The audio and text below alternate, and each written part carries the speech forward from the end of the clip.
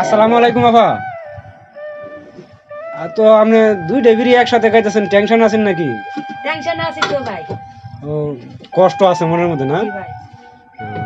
আচ্ছা আপা, আপনি কি কাজ করেন? ডালাই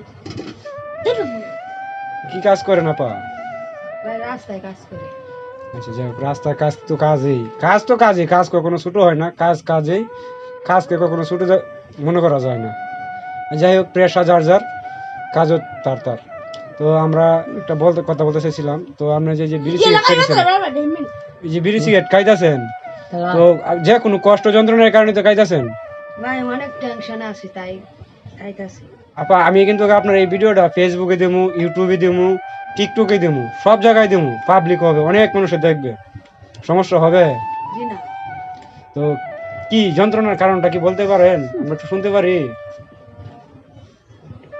আমাদের জনগণ দেখবে, শুনবে, বুঝবে, এমনকি আপনার সাথে যোগাযোগ করার চেষ্টা করবে। আপনার স্বামী আছে বেঁচে? জি না। মারা গেছে নাকি? কি হয়েছে আপনার স্বামী, কি হয়েছে? বর্তমানে ওয়ান সিঙ্গেল আছে। আচ্ছা, আপনি কি বিয়ে বসবেন? ভালো মানুষ পাইলে? ভালো হইলে তো অবশ্যই হইতে পারে। তো ভালো কোনো ছেলে পাইলে আপনি বিয়ে বসবেন নাকি? জি।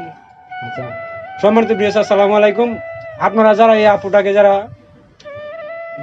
দেখতেছেন, এই আপুটা যদি কোনো হৃদয়বান ব্যক্তি, ভালো মানুষ থাকেন, উনি কাজ করে, সাইডের কাজ করে, মাটি কাটার কাজ করে।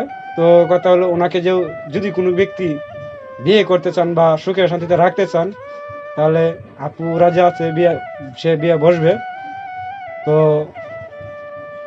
যদি ওনার সাথে যোগাযোগ করতে চান, তাহলে আমার ইনবক্সে নক করবেন।